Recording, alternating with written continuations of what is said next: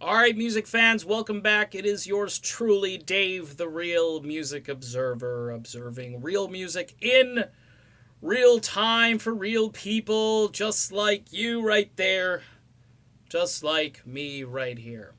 All right, so you know what? Steve Perry's newest single is called No More Crying. The first song, No Erasing, I had predicted that it would struggle for airplay on corporate radio stations. Got a report last night on Sirius XM, their classic rock station, and they're talking about the new Steve Perry song. And you think the DJ is going to play it, and what does he do? He plays a clip of it. Now, these guys already got your money, right? Because you're paying a subscription. So even if you hear the song, even if you're one of these classic rock guys, and you go, oh, I don't want to hear new song. I don't want to hear it. It's like, I want to hear old Steve Perry. Give me like Lights or something, man. Let me hear some old Perry. You play the song all the way through. And they didn't. They didn't. They sandwiched a little snippet in between two classic rock tunes. They're doing something that we used to do with new music in the old days, but we actually played the whole song. If we were a little worried that a song was going to lose us some listeners, we'd sandwich it in between, like old time rock and roll and some other overplayed classic rock song so the audience wouldn't freak out. Oh, I might hit the dial. It's new Steve Perry.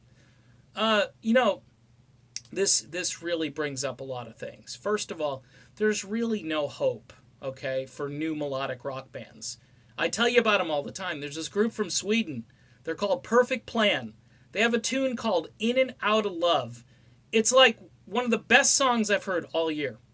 It's seriously, go listen to it right now. Just turn this off and go find In and Out of Love by the group Perfect Plan and tell me what you think of it. You may not like it as much as I do, but I'm telling you what, it's the kind of music that used to be made in the 80s, 70s, 80s, maybe early 90s. It's got all of these elements, but let's get back to Perry, okay? Because I don't want to lose audience here talking about new music, okay? Because I know people just instantly tune out when you start talking new. So Billboard has their top 30 adult contemporary. Keep in mind the AC stations of today, okay? They play like one current song per hour, if that. Okay, I think a lot of these stations are playing it like once a day. Okay, the new Steve Perry track. Oh, I heard Noah Racing in the 11 o'clock hour this morning, so you're probably not going to hear it again that day. Okay, and they will report it. Yeah, they're playing it, but Perry's getting beaten by, Taylor Swift and Jason Mraz and all this stuff. And I had a guy on Twitter say to me, I looked at that top 20 or top 30 that you posted. I don't know any of this stuff. And look, I'm supposed to be, everybody says, well, I'm not the music expert, especially when it comes to this stuff. I'm an observer, okay? I listen to music and then I say, do I like this music? Do I not like this music? That's kind of what I do. Sometimes I talk about the stuff going on inside of bands and so forth, but hey, if you're going to hold me up as some kind of expert, I don't know what Taylor Swift is singing. I don't know any of these songs today, and I could really care less. I know about Ed Sheeran. I did a video about Ed Sheeran. I think it's a nice song. It's been on the charts for like 52 weeks, folks. See, I don't understand the way radio works these days, but I know this. The song of the century is stuck at number 20 right now. Yeah, No Racing at number 20. No, it should have debuted at number 1. Go to the Endangered CDs chart. He's a guy who's independent, pretty much does a chart of the music he thinks is important. And out of the box, the day it was released, Steve Perry's No Erasing went to number 1. That's what should have happened pretty much worldwide. The guy's been away for... I don't even care if you don't like the song. The guy's been away for 20 years, and he's Steve freaking Perry. All right? So... I've said this before, and I'm going to reiterate it. I don't care what Eddie Trunk says. I don't care what... the American music scene is dead. And here's why it's dead. Because it's corporate controlled, it's overly focus tested, and it doesn't take into account the quality of the music. Okay? And this has been going on now for about 2 decades, since Perry left, and maybe even a little bit before that, because you got to go back to when the grunge era kicked in, and everybody's going to, I know there are people out there, I can't believe you don't like grunge, Dave. Grunge was the beginning of the end. There's some nostalgic grunge at the beginning that I listened to when things were still being blended a little bit, and will I turn the dial if I hear it?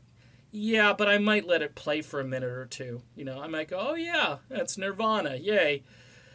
But it's still not the music that made classic rock or made FM radio great. This is like a new era, which spelled the end of all this. And then, of course, I know people download music, people stream it. It's not the same. Spotify's like radio, blah, blah, blah, blah, blah. You can't get the local radio station down the street that plays the hits of yesterday and today to play Steve Perry, because people are going to tune out because it's a new Steve Perry. It's not Foolish Heart. We play Foolish Heart, but we're not going to play this new thing. That'll confuse people. That'll get people all upset.